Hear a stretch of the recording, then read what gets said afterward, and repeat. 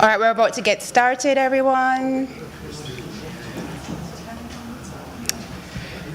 Keynote speaker, Professor Costas Miguel, colleagues, students, conference attendees, friends all, good morning and welcome to WeCon 2026. Last week, Dr. William Maloney, the World Bank's chief economist for the Latin America and the Caribbean, spoke at a department seminar attended by colleagues and graduate students. During his presentation, he was kind enough to give the students advice about a possible career at the World Bank. One of the things he advised them to do is to stay curious. That got me thinking about how much of research is about curiosity. Researchers are naturally inquisitive people who are always asking questions, always interrogating, always trying to find solutions. When I was in graduate school, I had a trade theory lecturer who, as he taught us the different trade models, would regularly make statements like, "I wonder what would happen if I changed this, or if we made this assumption instead." As a good student, I would always studiously make note of these questions he would ask, often under his breath as if he was talking to himself, and sure enough, they would always end up on the exam. As a tip for the students, right? The world we live in today is rapidly evolving. Changes often appear to be moving at the speed of light. Even the way we communicate today is vastly different from the way we did 20 or 30 years ago. The prevalence of social media such as Instagram, YouTube, and TikTok epitomizes these communication changes, and advancements in AI tools such as ChatGPT, Copilot, Gemini, Bard, etc. exemplify the pace at which technology is moving. These changes provide vast opportunities for researchers to exercise their curiosity. Some argue that the forces of social media and AI are structural transformations that are reshaping the very foundations of knowledge creation.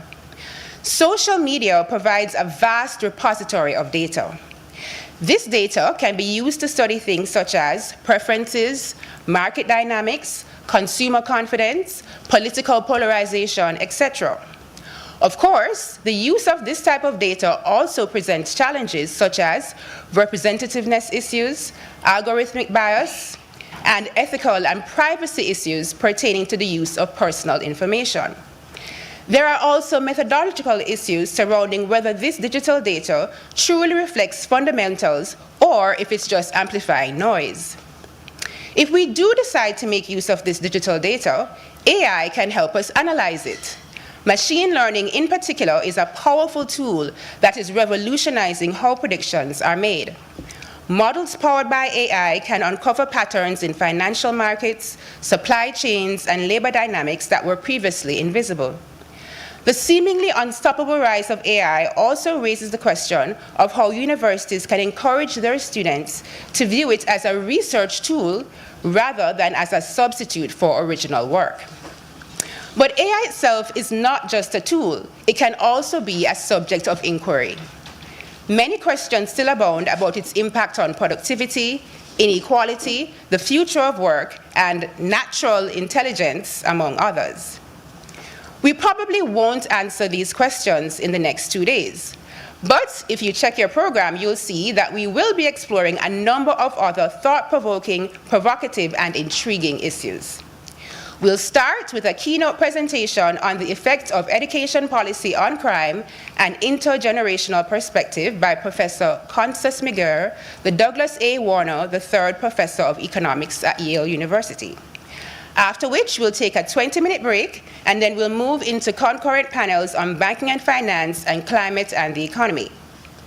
Our lunch break will be from 1 to 2, and the panels continue in the afternoon up until around 3:30. We start at 8:50 sharp tomorrow morning with concurrent panels on labor and education and governance and economic behavior commencing at 9, and the morning session ends at noon. Then we'll wrap up WeCon 2026 with a climate change symposium that is being held in collaboration with the Climate Studies group here at Mona. The symposium, entitled Estimating and Financing the True Costs of Climate Change to Small Island Developing States, will feature a keynote presentation from Dr. Laura Alfaro, Chief Economist and Economic Counselor at the Inter-American Development Bank, as well as presentations from some specially invited experts in the field. Don't worry, we got the top climate specialists from Jamaica and around the world to be here at the symposium tomorrow, so make sure you don't miss that, right? After which, we're going to end with a bang. Backed by popular demand is the closing conference dinner. I know you guys have missed it, those who come every year. I know you look forward to that opportunity to, socialize and network. So we're going to end with a cocktail party tomorrow following the symposium. As you can see, you should anticipate compelling and stimulating discourse over the next 2 days as we engage in meaningful dialogue, share research, and identify actionable strategies for sustainable economic resilience. Let's challenge assumptions and imagine together the future of economic inquiry in a digital age. I now invite Ms. Lashawna Colquhoun, the Bank of Jamaica G. Arthur Brown Scholar and one of our top students in the master's program, to introduce our first keynote speaker.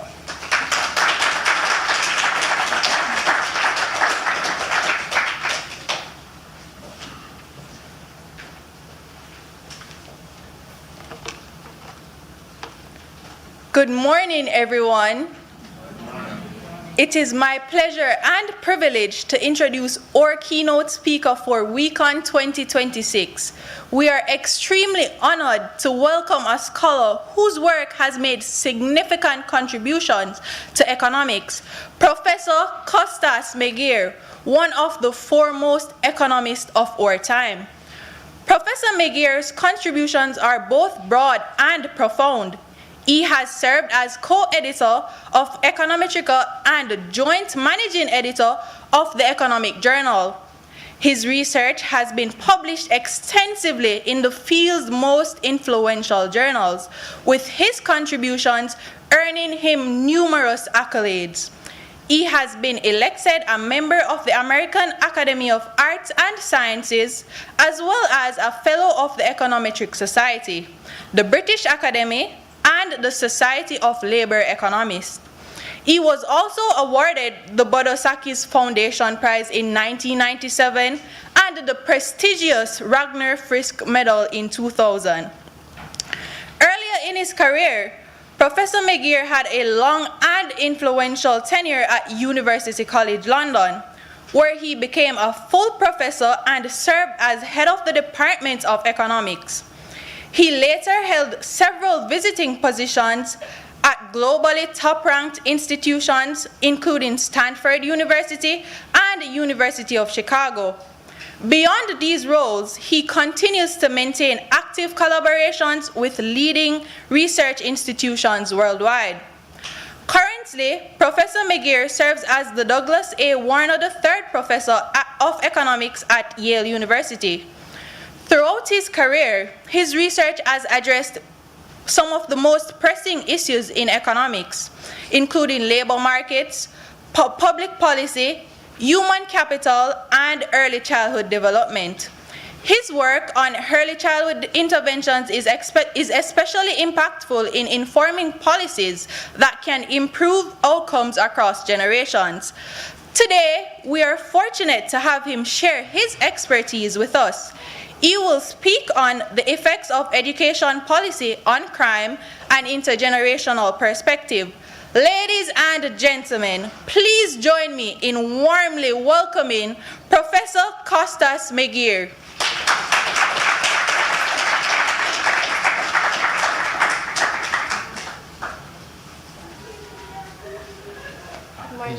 Oh, there you go. Thanks very much. So this one.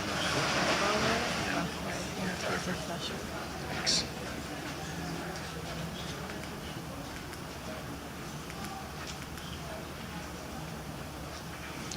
Well, thanks very much for the extremely flattering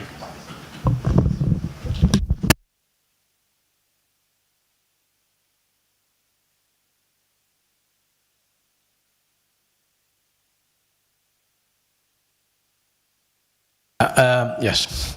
And I'd like to say that, well, this is not my first time in Jamaica, and a lot of the work I'm doing these days has its roots in Jamaica, and actually started here, because I do not know if you are aware of Sally Grantham McGregor, who is a professor, well, now in her late 80s. She basically founded the Child Development Group here with Sue Walker, and now I'm still working with people that are based here, like Taja Wilson, who just graduated her PhD, and a professor at Wales, but who basically did her PhD here, Helen Baker Henningham. And we're all still running experiments around the world, mainly at the moment in Africa. But we owe a huge intellectual debt to the group here. Did I mention Sue Walker as well, who was leading the group and just retired? So I'm really delighted to be here, although this is not the Child Development Group, but it's all linked in one, because it's all about human capital.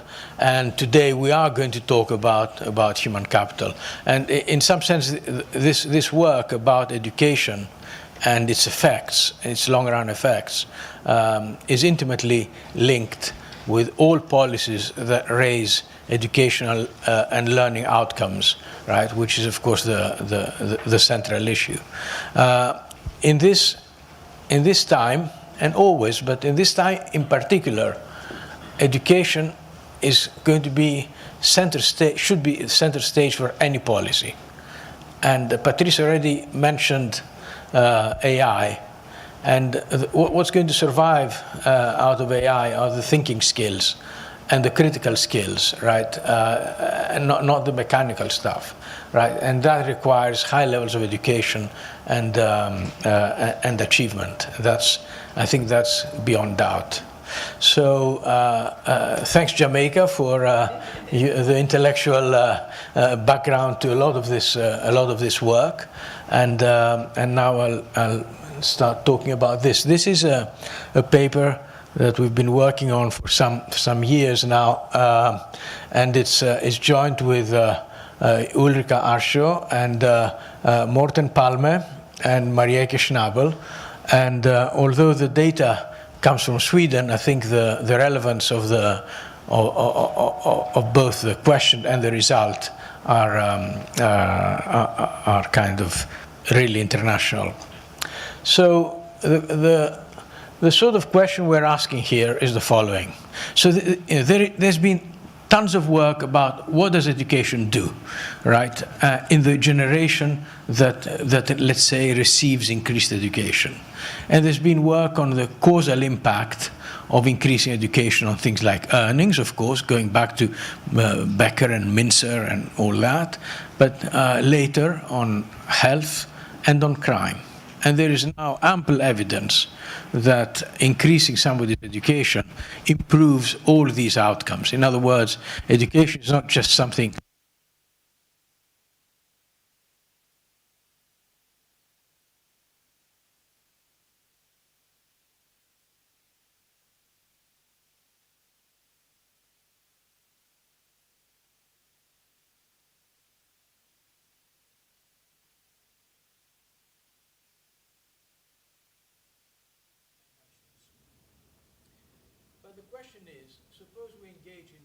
policy. Are we going to create a chain reaction down the generations such that the effects will be effectively socially permanent? That's the kind of thing we're asking here, although of course we're focusing on particularly on crime. But in looking at crime, we'll be looking at the various mechanisms that lead to the reduction of crime, and consequently we will be looking at other outcomes as well. And what we'll be showing is that even a relatively small improvement in education can reverberate down the generations, improving outcomes in the next generation. And I'll try and talk a little bit about the mechanisms that lead to this. So,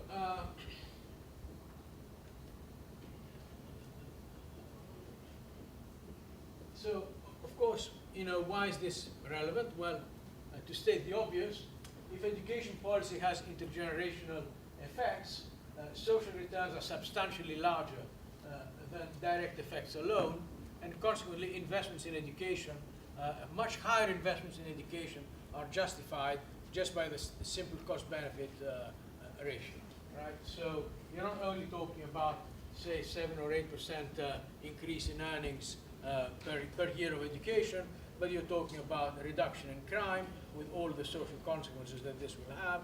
You're talking about improvements in health, which of course make people's life better and economize in fiscal resources, and so on, right? So now what we know here, there are a lot of, there quite a lot of work on intergenerational transmission. So there's some work on income shocks. So what happens if parents end up having more money? Do kids benefit? The answer is typically yes. Although the results there are mixed, some studies show that cash transfers do not reduce intergenerational crime. Other studies show that they might reduce them. The effects are kind of a bit on the edge. And that's quite important, actually. Oh, yeah, thanks. That's important because it links up to all this other work on child development. And it shows it's not just about money, it's also about, if you like, parenting practices and home environments and so on, right, which is really fundamentally about education and knowledge. So, okay, so this is a long literature. If you want to study it, you can, you can look at the paper. There are all the references there. Just very quickly, on international effects of policies, we have the work by Heckman et al., right, and then the work by Grantham McGregor, Powell, Sue Walker. That's the Jamaica experiment, and its later follow-up by Heckman, Gertler, Grantham McGregor, etc., which showed very long-run effects of things like parenting interventions on earnings of the child generation. Then we have work by Karin Moretti, paper I did some time ago with Pedro Carneiro and Matthias Pari on the effects of educating mothers and so on. So basically, there is this kind of evidence showing that better educated mothers lead to children with better outcomes. Now, let me talk a bit about the setting. The opportunity to study this in a causal fashion comes from the fact that post-war in Sweden there was a massive education reform. Now, because the reform was considered quite radical, I'll tell you about the reform. They decided not to implement it all at once, but they allowed the various municipalities in Sweden to adopt the reform on a rolling basis. So Sweden has about 1,000 municipalities. So the rollout of the reform took place from 1949 to about 1962. And after 1962, it became permanent. Right? Well, basically, it was adopted nationally. Now, the reform is not particularly exotic. It's kind of quite mainstream relative to what happened in many other countries.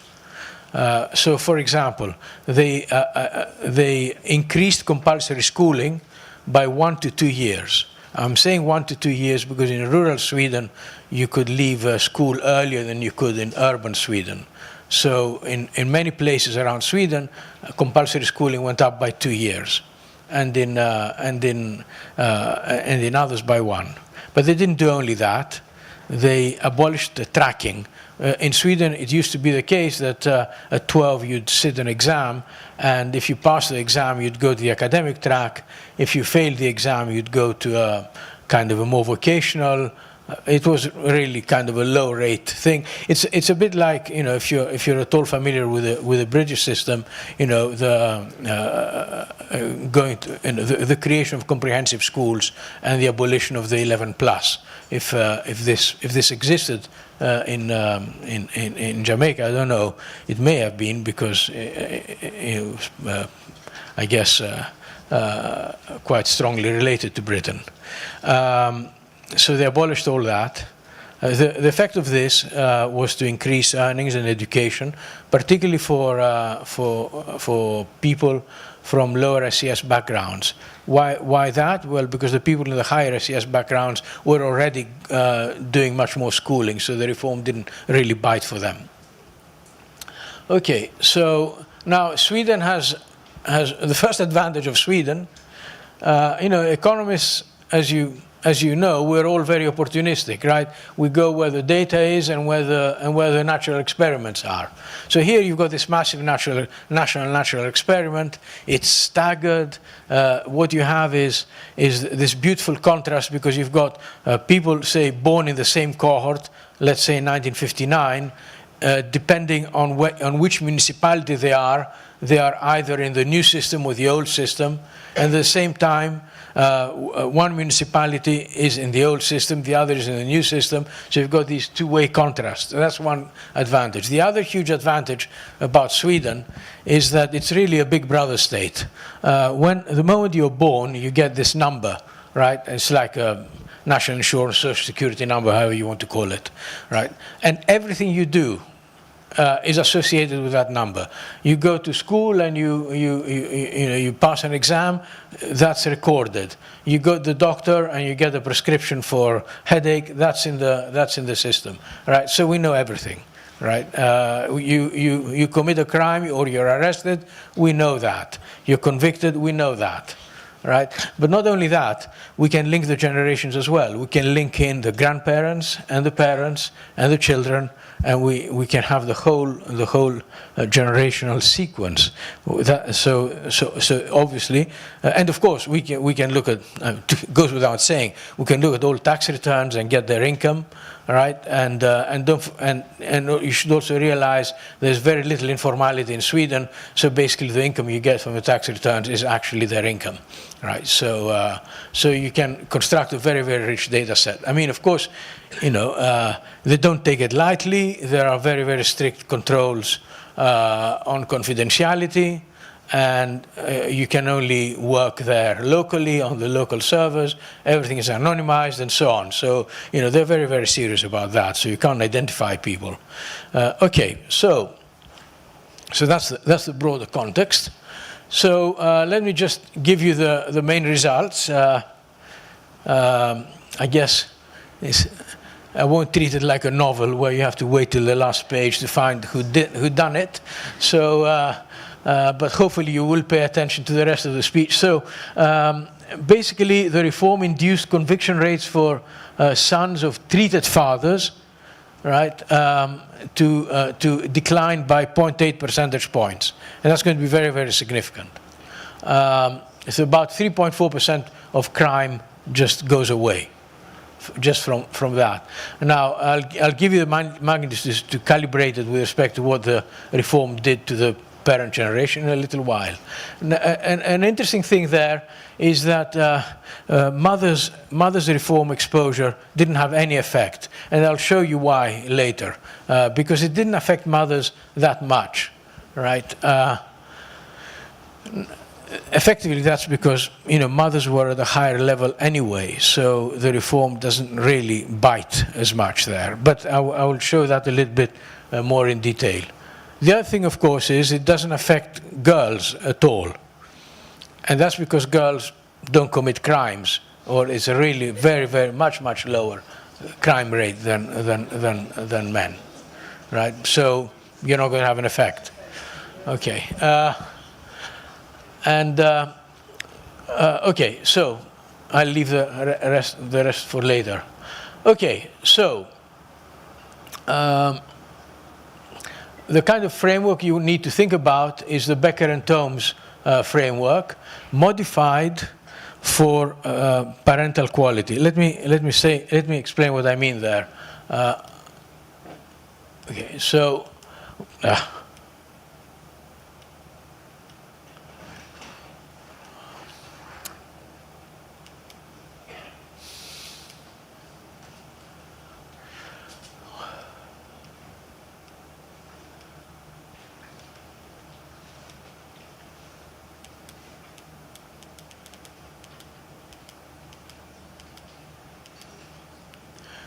Yeah, so the Becker and Thoms intergenerational framework is one that justifies, explains how human capital is transmitted across generations.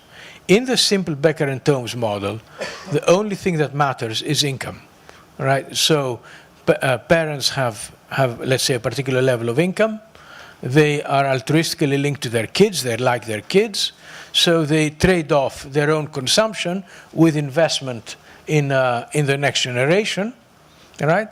And that leads to a particular level of human capital transmission. Human capital is transmitted in the following way. High human capital parents have more earnings. More earnings leads to a greater willingness to invest on kids because it's a normal good. It's just, in some sense, standard price theory, and consequently, kids have higher human capital, and all the good things that come out of that.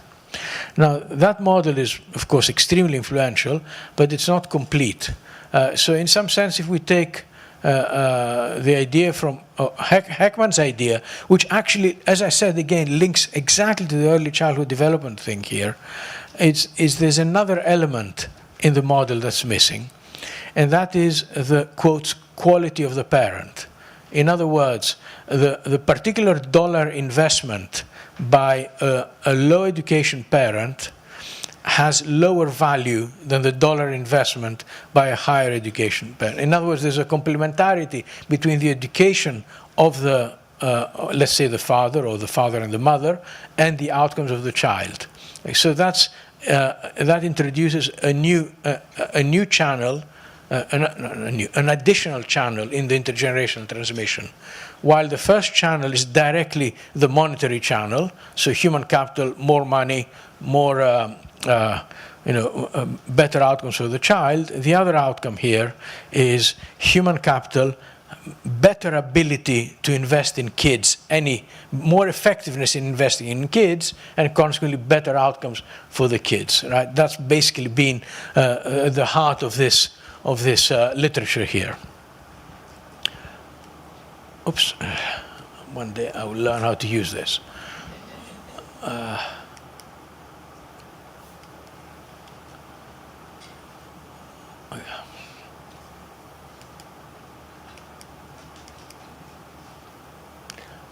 It kind of jumps around a little bit.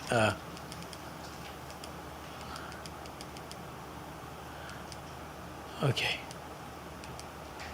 So let's talk a little bit about the reform. I told you a little bit about it already, but now I'll go through it in a slightly more detail. So in the pre-reform system, there was the common school, called Volksskolan, up to grade 6. And then you would be tracked into basic school for either 1 to 2 more years, or junior secondary school, which is an extra 3 years, right? So on the left, these are the kids who kind of failed the 11 plus. On the right, it's kids who who going through the academic track, right? And after that, you could go, you continue in academic school for another 3 years, but these guys would just would have no path to further education, really. In the post-reform system, which was proposed in 1948, there would be 9 years of comprehensive schooling with no tracking up to that point, right? That's the schooling that we are all used to now, but it didn't used to be like that, right? And then you'd have a national unified curriculum, so everybody was taught the same stuff, right? Which of course meant to equalize the opportunities across regions and socioeconomic classes.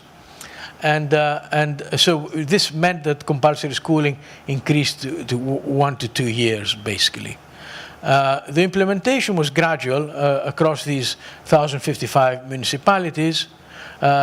So that kind of gives us the quasi-experimental variation. At any point in time, we have a contrast between cohorts and between municipalities. And now, of course, this is not a randomized experiment, so there are some differences. So let me...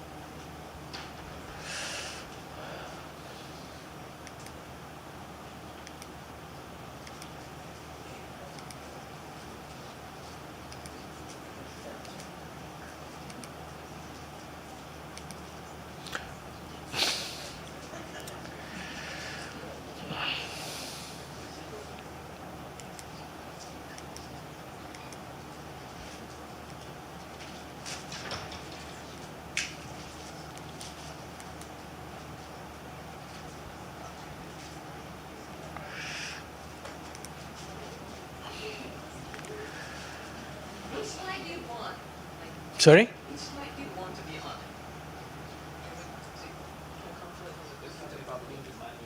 Yeah. Oh, the camera that manually for you. It kind of is a bit random what it does. Where do you want to be? Which slide? I would love to be on the,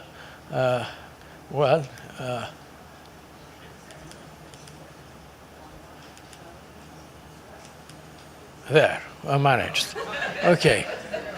So, well, perhaps this random reallocation of the slides might be an improvement over mine. But anyway, so you can see the gradual implementation. The blue line here is the proportion of municipalities that have adopted it any 1 year.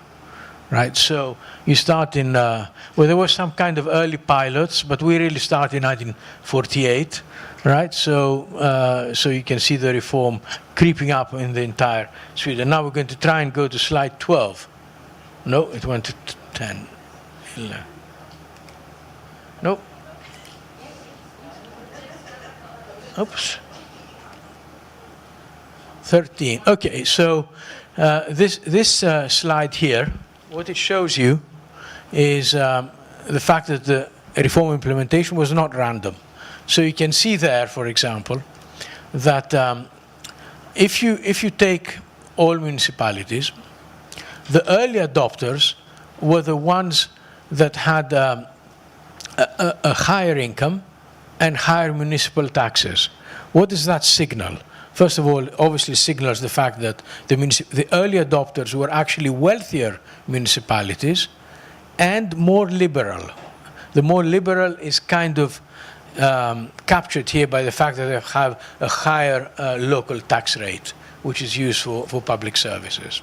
So it's not random. So we will need a kind of a difference in differences framework in order to be able to use this, right? So now let's see. No. Okay, well that's a useful slide, which we skipped. So what did the reform do to the parent generation? Just to give, I'm going to come back to this later, but it increased men's education by about 0.2 of a year, 0.174 of a year. Okay, so now it's a, as I said, the reform did not only work through the education, direct increasing education channel, education years, but also changed quality of education. But this number is useful to be able to calibrate in your mind how big the effects are. In other words, we're going to increase. So if you, in other words, if you want to have a kind of a ballpark estimate in your mind, you can think of, okay, I've increased education by a fifth of a year, right? What does that give me, right? And it gives me, as I said before, a 3.5% decline in crime in the next generation. So if you divide one by the other, you kind of get an idea of the magnitude. Right? Although I don't quite. So that number is important because it's not enough to just say, oh, there was an education reform. You want to kind of figure out what this reform did. Now, let me try and go on the. No, we did that. Okay. So the data we have: all individuals born in Sweden between 1944 and 1955. These are the parent generation. Okay.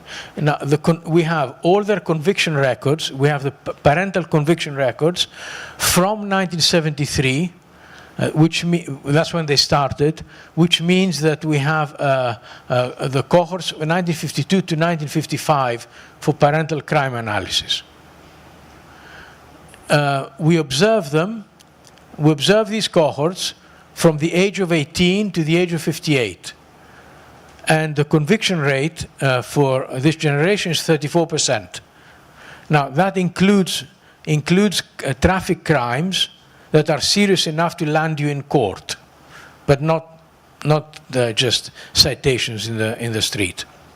But it's a surprisingly high number, right? I'm telling you that you're having, in this generation, 34% of men have a conviction of some kind in court. You'd probably think that's quite high for a country like Sweden, but that just tells you what preconceptions, that preconception can be misleading. Now, for the child generation, we take the children of the entire parent generation. We have their crime records from the age of 15 to the age of 29. That's a very important window because almost all crimes are committed by people in that age group. Okay, so it's basically younger people that commit crimes. It then just drops out. In this generation, 24% of men were convicted by age of 29. Right? And now, the treatment, and I'm going to come back to this, is whether the parent was assigned to the reform. Indeed, we're going to distinguish as to whether the father or the mother was assigned to the reform, not both. For the simple reason that if a father is assigned to the reform, right, then one of the outcomes is who they marry, and they might marry outside the municipality. So that's an endogenous variable. Now, this is the crime rate by age for the parent generation for two cohorts. What you see here, and remember this for the next slide, is two things. First of all, you see a decline in crime in conviction rates by age. So basically, the big peak is, as I said, before the age of 30, and then it kind of eventually declines to almost nothing. But the other thing you see is that the red and the blue line, which are two different cohorts, are on top of each other, which is showing you that there's not been much of a decline in crime in that period. In other words, whether you are in the 45 to 50 cohort or the 51 to 55 cohort, the crime rate is more or less the same. Now, this is the same thing, but for the child generation. You see two things here. First of all, you see that the overall crime rate is just lower. And secondly, you see a steep, if you go from the top to the bottom, the blue line is the older cohort. The red is the kind of next one, and so on. If you go down there, you can see a very large decline in crime. This reflects a phenomenon we've seen in many, many countries, certainly in Sweden, in the US, in the UK. There's been a secular and rapid decline in crime across over time, right? So of course, the different diffs strategy will have to disentangle this, right? But it's kind of interesting and nice and optimistic that the crime rates in our time are much, much lower than they used to be. Right. And again, you see the same decline across age. And of course, the big decline in crime rates is among the younger people, because that's where crime is, really.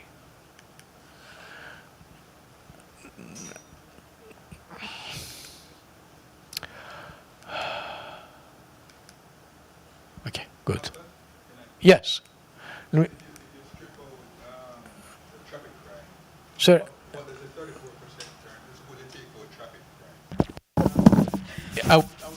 Oh, okay. All right. All right, no.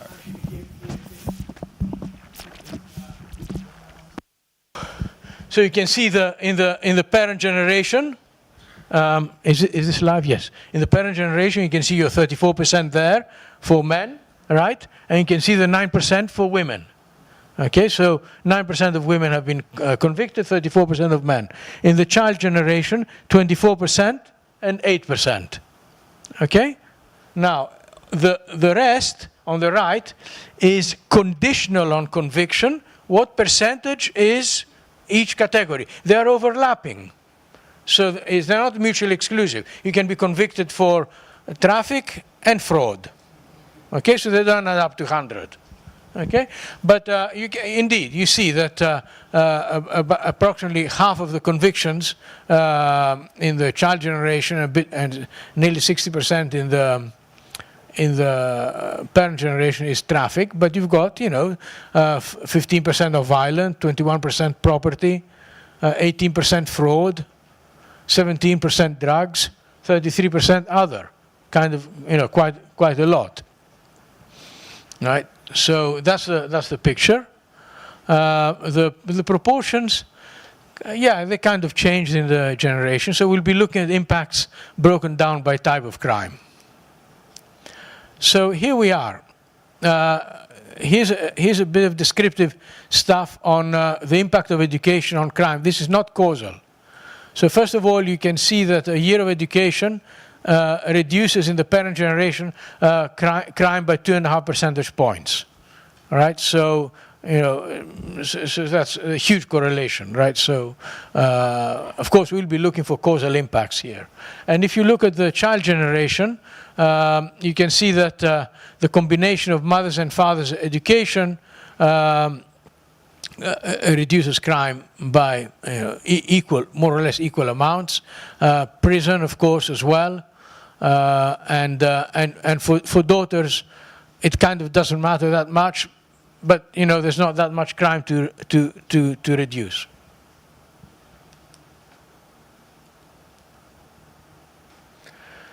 Now, this is the intergenerational persistence. So this is, the previous one was own education. Now this is intergenerational persistence. So this says that 1 year of fathers, confused. If the father was convicted, that raises the conviction rate of the child. That's again correlational. If the mother's convicted, that's equally bad for the son. For the daughter, again, you get these impacts where they are smaller. Okay, so this shows you that there's let's call it crime families. If the parents commit crimes, the children tend to commit crimes. But we're not saying this is causal at this point.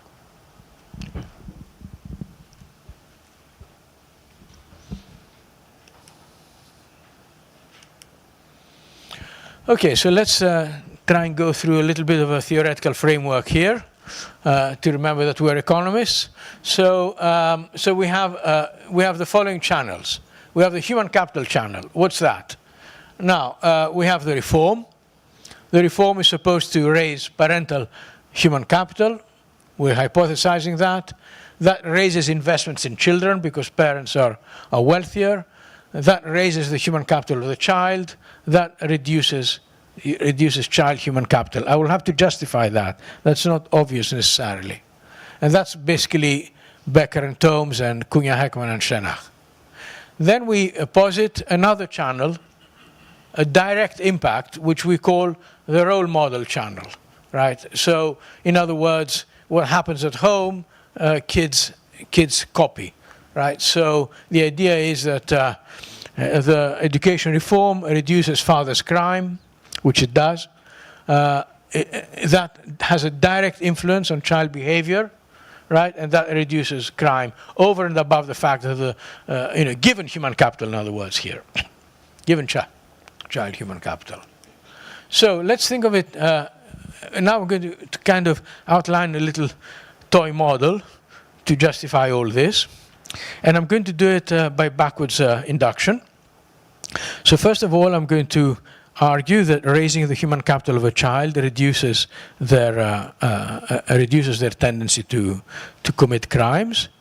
And then I'm going to argue that how raising the human capital of the father will create the conditions for raising the human capital of the child. It's not very complex. So let's take the child utility. So the child can engage in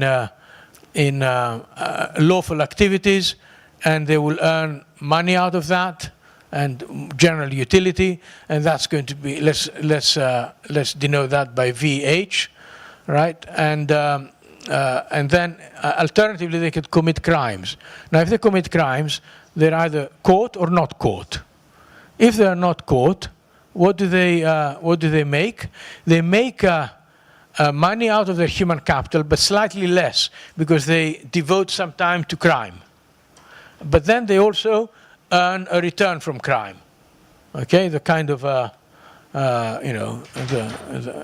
laptops and the phones that are stolen are here, right? If they are caught, then of course they don't get the returns to crime, and they get a punishment, right? So that's their expected utility, and that gives you a probability of committing a crime. So we would like to know whether the derivative of this probability with respect to human capital is actually negative, because it can be that going to school and being well educated makes you a more capable criminal, right? So you don't get caught so easily. So it's not totally obvious, right? I think it is, but so. There's one important element here, which is that part of this decision is a kind of psychic cost to crime.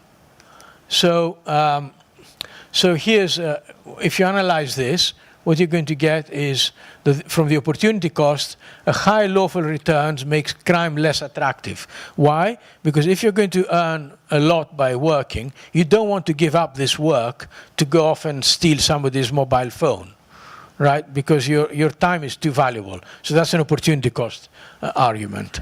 Then there's the detection, right? If the probability of being caught is actually higher as your human capital goes up, basically more skilled individuals face higher expected punishment.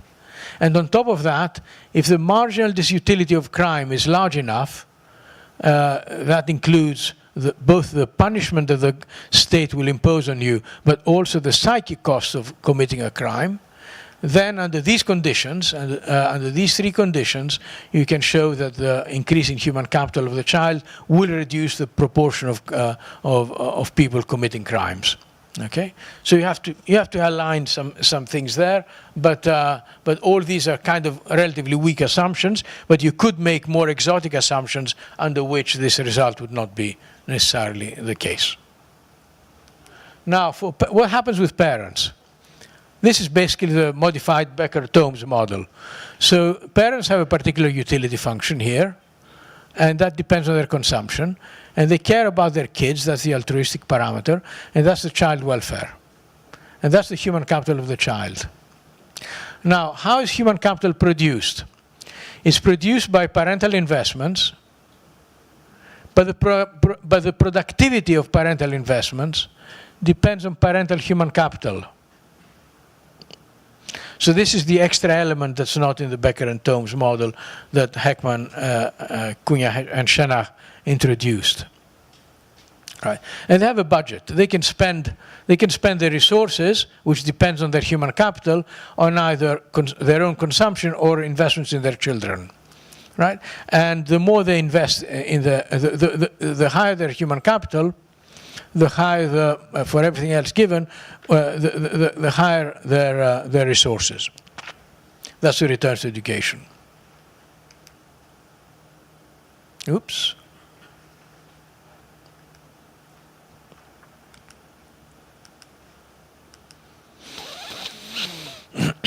Okay, so basically there's an income effect.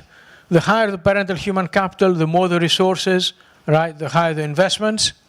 That's the Becker and Tomes result. There's a productivity of child investments effect. The higher the human capital of the parent, the more effective their investments are in their children. And if you put these together, higher human capital of parents implies that more investments in children. More investments in children implies more human capital. We go back to the previous slide. More human capital for the child implies, under certain conditions, lower crime. That's the, so in a summary,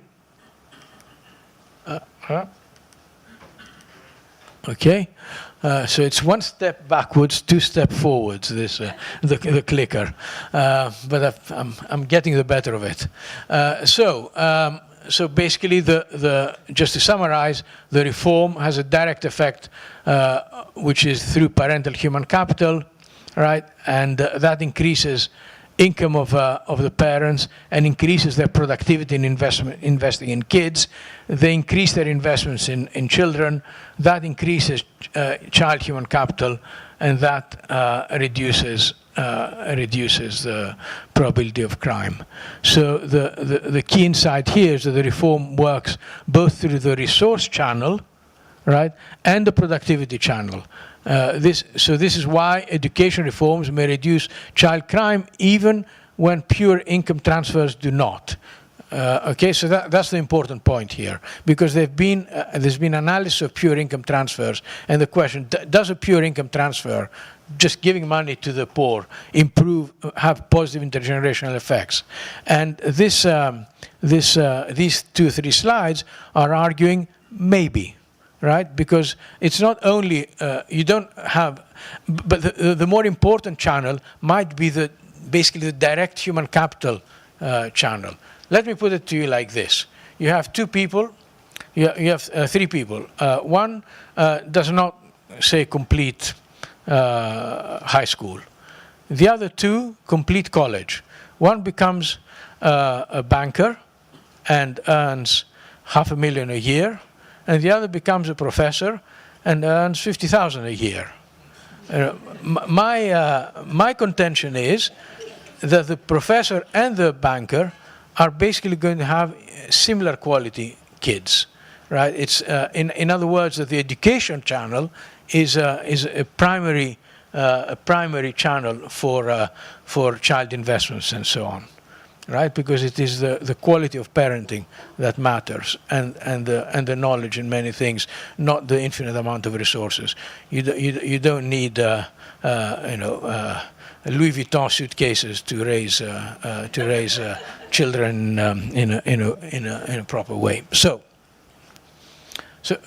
what I'm trying to say in a slightly joking fashion is here that we shouldn't underestimate how important the channel through education and human capital is beyond the channel of pure resources.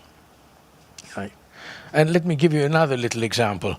One of the key things we learn in the child development literature is that talking to children and engaging with them is what improves cognitive development. That's a very, very cheap thing to do, but it doesn't happen across SES groups. Lower income and people living in poverty do not engage with their kids. They do not talk to them, right? Do not do active play, right? But that's not a resource thing, right? It's not an expensive thing to just talk to your child and describe what's in the environment when you. So it's not a cash transfer that's going to change that, right? It's a kind of changing parenting attitudes. So this idea that the direct education channel is important is central to all this literature.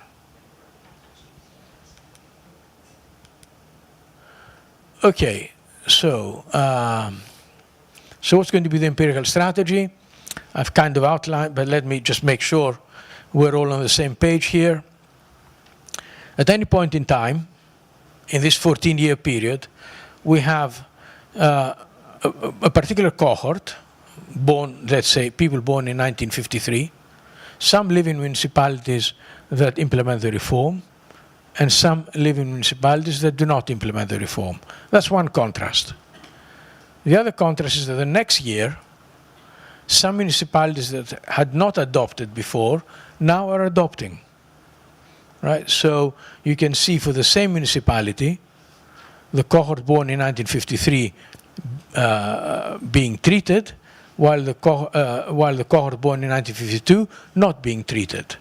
So you have that difference as well. So there's your double difference between municipalities and between cohorts. All right. Now this is a staggered implementation design, and the technical background for this is described in this paper, Callaway and Santana. We use simple diff and diffs in the results I'm going to show you, but in the appendix we've also implemented the Callaway and Santana approach, and the estimates are the same but less precise because, of course, they are more robust. Okay, so now it's a relatively complex design, and particularly when you go intergenerationally. So I need to explain exactly what the treatment is. Okay, for the parent generation, that's actually simple. The treatment is defined by somebody as somebody who who went to school or actually was born in a municipality that implemented the reform for them. Okay, that's the treatment for the parent generation. For the child generation, we have two alternative definitions. A treated person is one whose father was exposed to the reform. Okay, and then everything follows from there.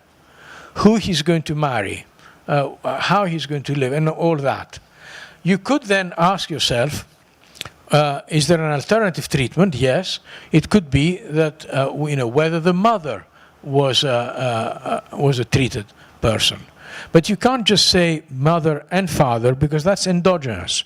In other words, if I treat the father, increase their education, one of the things that changes is also their marriage market, right? Because they have now higher levels of education, right? So who they marry is a function of the reform, right? So we can't condition on that. And it's basically a very simple regression. You regress whatever outcome on a reform indicator, on basically, these are cohort dummies, or time dummies if you want to think of them like that, and these are municipality dummies.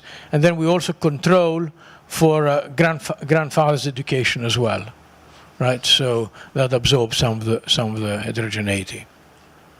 And it's amazing. It's scary to think that actually this is quite highly correlated with the final outcomes. In other words, given all this, grandfather's education still explains grandchild's outcomes in many, many dimensions, and crime and earnings and everything. Right? So, sorry to say, you're really tied to your family here. Not completely. There are some escape routes, but they're still influential, and that's very interesting to see. So, in terms of inference, we're testing many hypotheses at the same time, and as you know, the false positive rate. If you're doing a hypothesis at the 5% level, on average, 1 in 20 hypotheses you will reject just at random, right? So you need to adjust for this multiple hypothesis testing, and we use the procedure by Romano and Wolf, 2005. It's called the step-down procedure, which basically allows you to define a family of hypotheses and an overall false positive rate for the whole family, right? So if you, for example, if you're doing 5 hypotheses, right, then the criterion for any one to be rejected, in other words, that you found an effect, is much, much stricter than if you're looking at only at one thing. Then again, you cannot drive that to the limit, because if you try and say, okay, I'm going to adjust for 100 hypotheses, then you'll have no power. So you try and have a balanced approach. I will try and justify it in a sec. So let's start with the father, and the father being treated. So this is child crime, and the right-hand side variable is whether the father was exposed to the reform.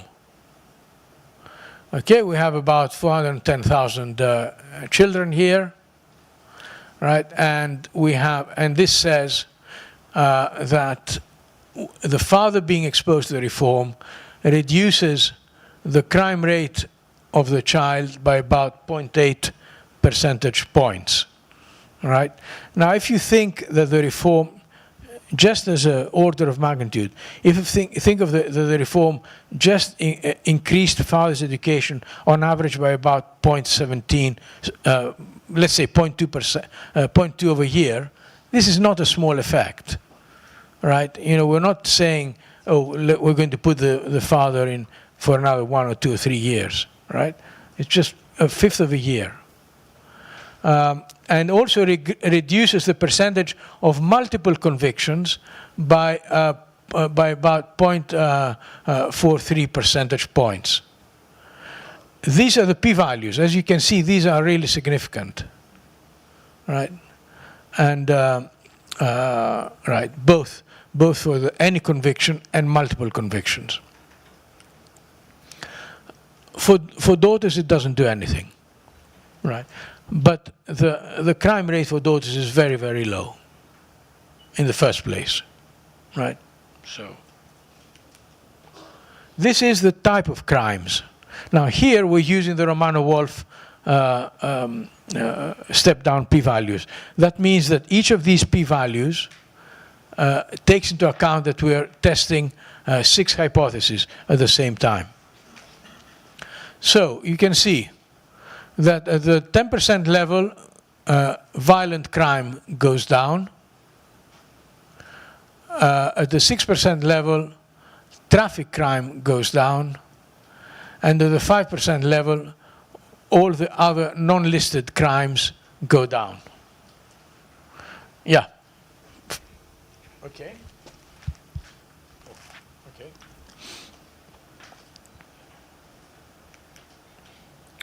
So I'm going to skip the mothers since there's not much there. This is just a robustness test. We write the different diffs result as an event study to show you that the impact is only at the time of the reform. Think of all the other points as placebo points. There's nothing there. So I'm going to skip the robustness since I only have 5 minutes. And I want to show you some of the results. Is that visible?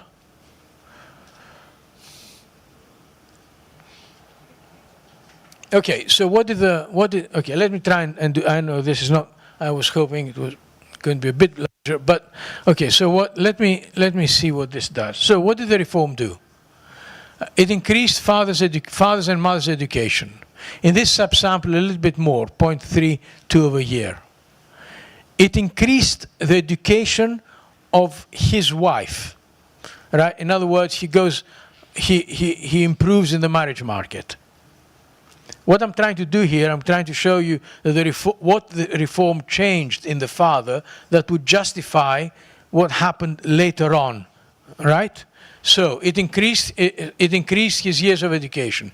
It improved his marriage market. It improved his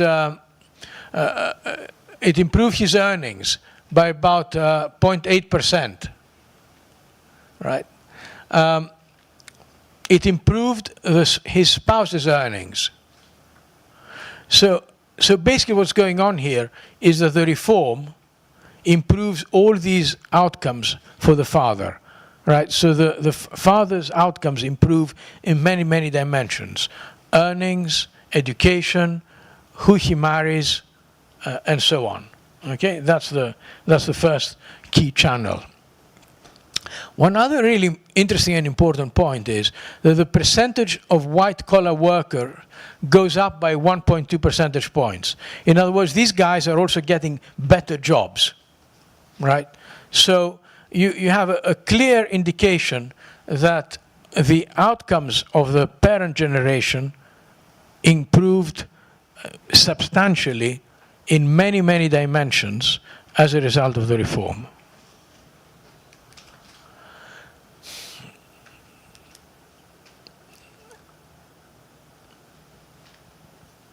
Now, the other thing that it did, which is I found really fascinating, it improved the neighborhood in which the father lives. In what sense? In the sense that the child was born in a neighborhood of a lower crime rate and attended a school where the crime rate of their peers was lower. Okay, so that's an indication that the father's improved outcomes has actually leads to better child environments, right? So they grow up in a better neighborhood and they go to a better school in the sense of lower crime in that environment.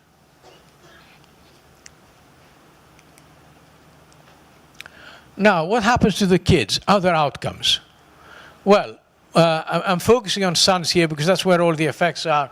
And I don't have the time to explain why we're not getting effects through the mother. But anyway, we have that I'm just going to mention the significant results. The employment rate of the children increases by 2.3 percentage points.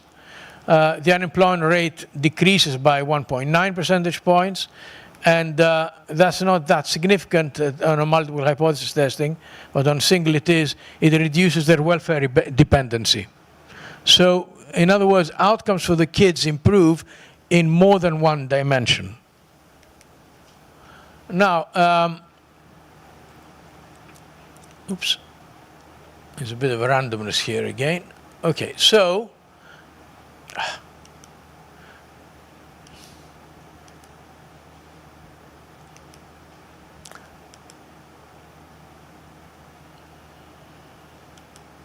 okay, so now I'm going to finish with this mediation analysis. What we're doing here is the following. We're taking a bunch of outcomes for the father, right, and we're regressing them on the reform. All right, so these are going to be the causal impacts of the reform on, say, father's crime rate or father's schooling, right? Then we're going to regress the child's crime rate on the reform indicator, right, and on father schooling, mother schooling, crime, and income of the father, right? So in this regression, the reform is working either directly or through these mediators. The idea being that we'll be able to do a bit of an accounting exercise as to why we're getting improvements in the child outcomes, right? And in other words, is it because his schooling goes up, or is it because his crime rate goes down, right? You know, things like that. Or what is the unexplained part, right? So, yeah, so here we are. Okay, the direct effect, this is a slightly different subsample, a slightly different impact, but say not significantly different, just bigger. Direct effect, without any of the other mediators in, you get a 1 percentage point decline in crime. Then you include father's year of schooling.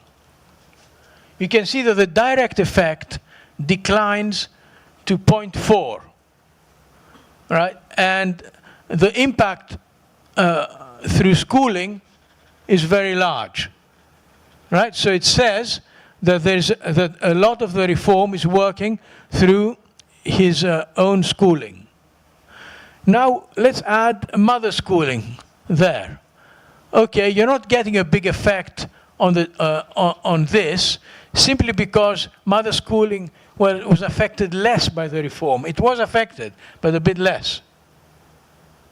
Then we're going to add, let's go straight to the last column. We're going to add father's crime rate and household income.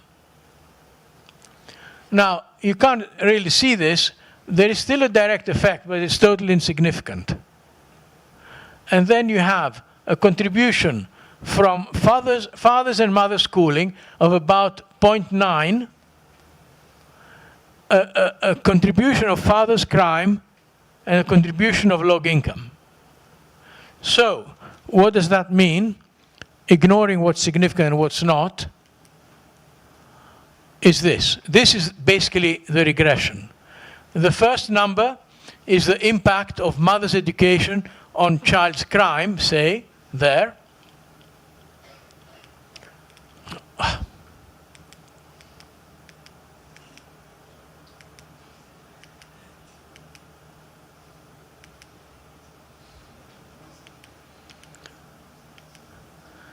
Like in football, you're obviously not counting this. This is injury time.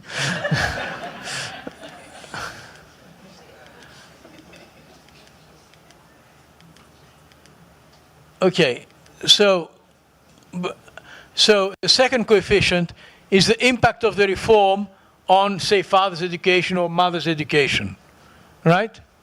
So you can do this accounting exercise where it says that we can explain, independently of whether it's significant or not, 54% of the total impact of the reform on child's crime, of which, of this 54%, about 45% comes because we improved his education.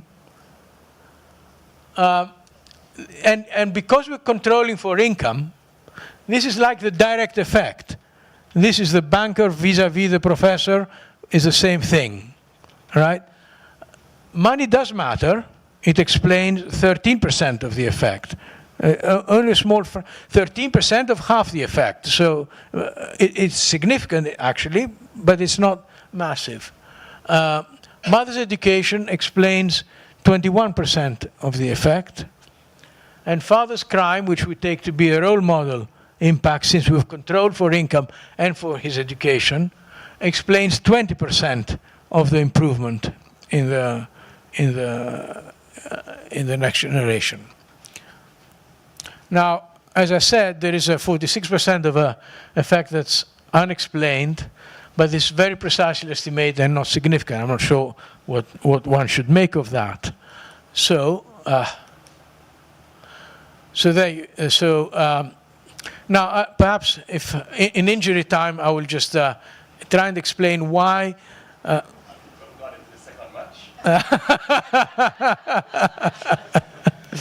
Okay, well, you'll have to read up on your own for this excellent, fantastic slide.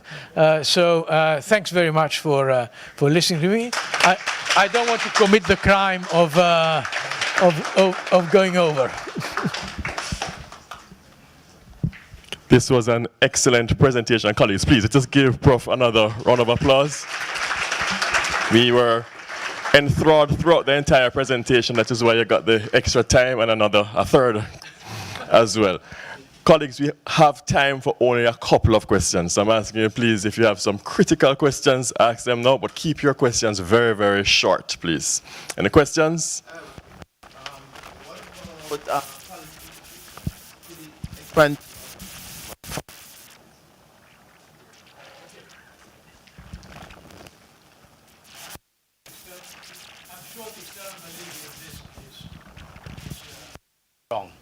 because I think the channels are very, very fundamental, right? And in some sense, I would worry more if I was finding results like this in a low-income country, whether they would transfer to a wealthy country who has many, many support channels for kids and so on.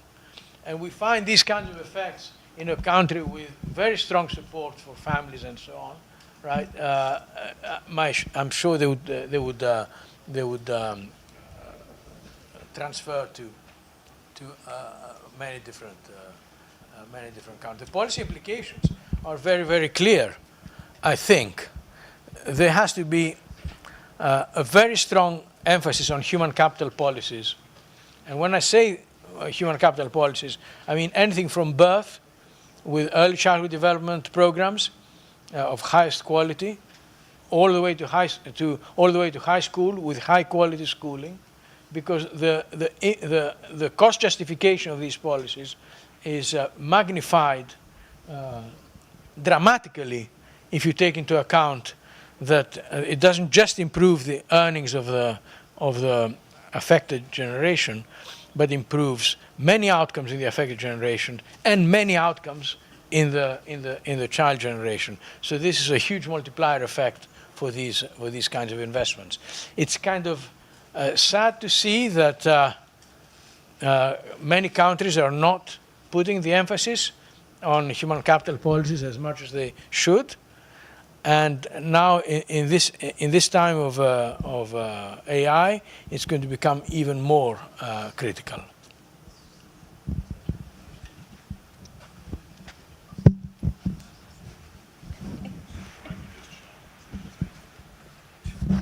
Just very specifically, you emphasized the importance of the grandfather's education transmitting down. You didn't say which grandfather, and I wonder if it matters.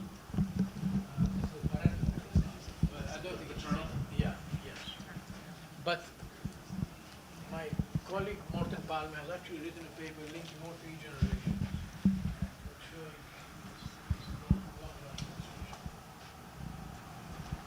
Thank you.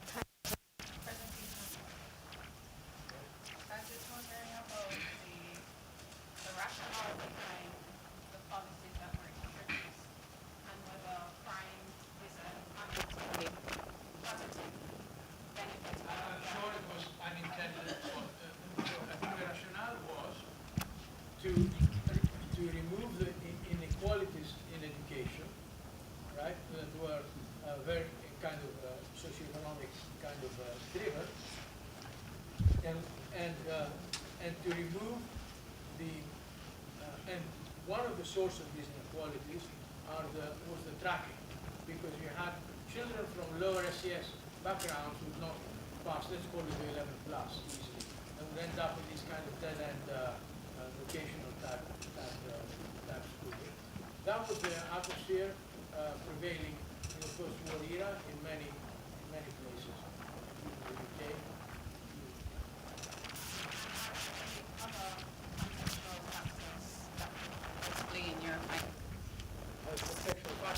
So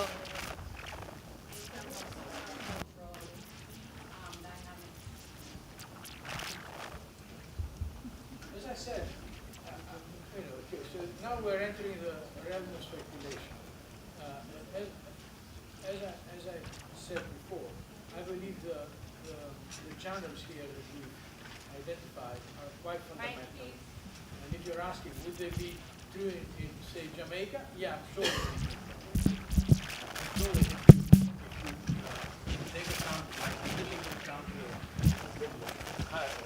higher income, and improve education together reaction both across many different outcomes and across generations. All right, colleagues, we're going to take two more questions. We have one here and one at the back there. All right, three more and Linda at the front. But please make the questions quick and proper. We can make the answers short as well. Hello, good morning. So I was looking at your model, and I'm assuming that you assumed that the the parent was exposed to the reform before they became a parent. I wanted to know, in the model or even in the ideation phase, did you consider the effect on the child welfare if, for example, the parent was exposed to the reform while they were a parent? So, for example, the father went to prison, he was exposed to the reform, and then he had a child, say 2-3 years. How would that, is that something that you considered?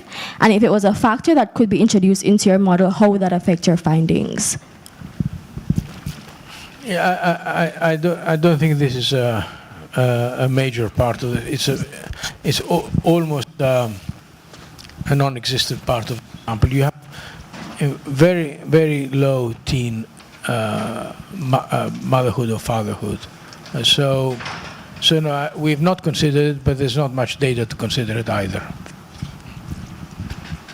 Hi, thanks for the presentation. I thought it was really interesting and I enjoyed it. I have a question, and it sort of ties into the whole external validity, because I was reflecting on our Caribbean experience. I'm from Trinidad and Tobago, and we have done exactly this. We've expanded education, so from the post-independence period until now up to where tertiary education is completely free.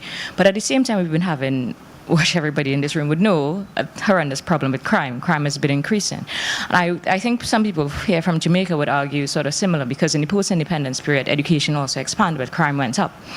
So my question is, just sort of reflecting on that, how would you tie that in with your model? And like, is it the assumptions not working? Is it the contextual factors? Maybe a little reflection on that. Very good question. Other than that many factors will drive crime. One thing I would like to say about educational expansions, that the devil is in the detail, right? So it's not just about putting kids in rooms, it's about what you do with these kids, right? And the quality of education. There's this beautiful paper by Penny Goldberg, Norm Angrist, and a bunch of other people, published in Nature, a group of, they were all in the World Bank then, where they look at learning outcomes across many different countries. And in many of the low to middle income countries, they've been completely flat, totally flat, while at the same time education has been expanding massively, right? In other words, for example, the most striking bit is sub-Saharan and actually North Africa as well, right? You have a massive increase in the proportion of kids, say, completing primary school, for example, right? Which was a millennium goal, whatever. No improvement in learning outcomes, nothing, right? So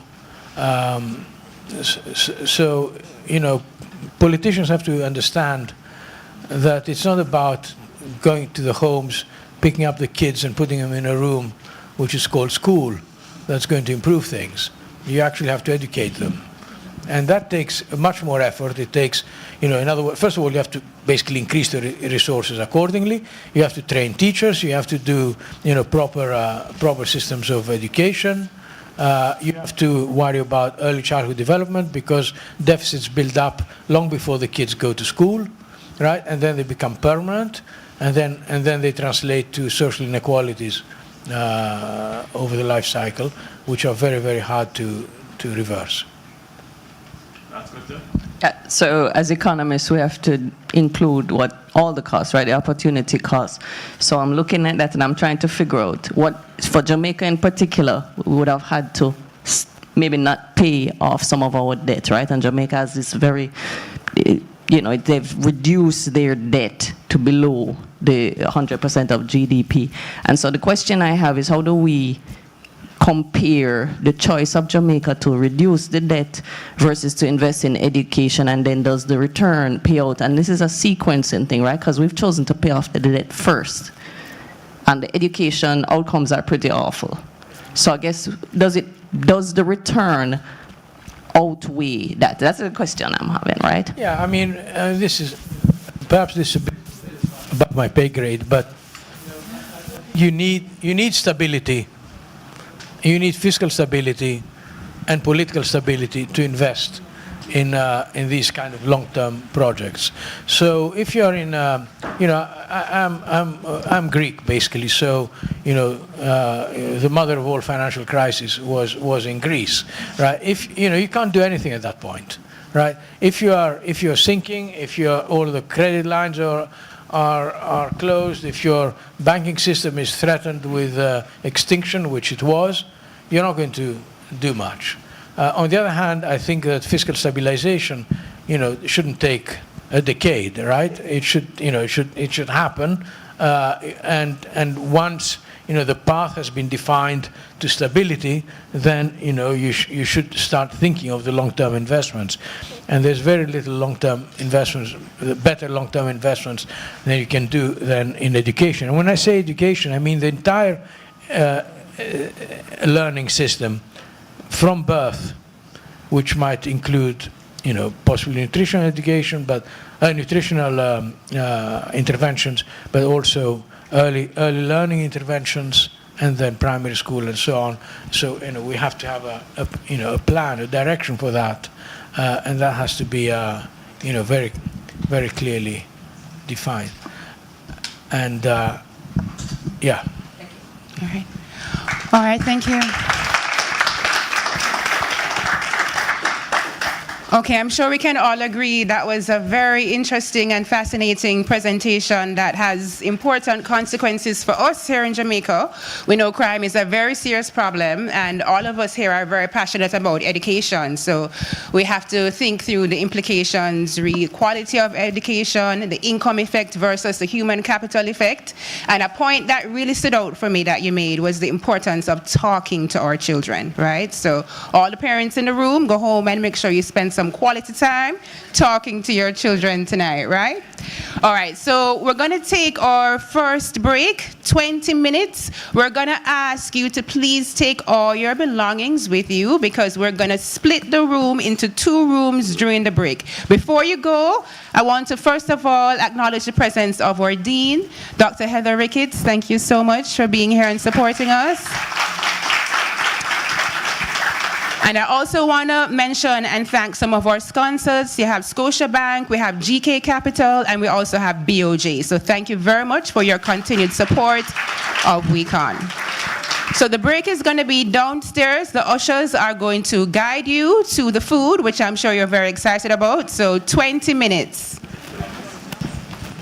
Take your belongings.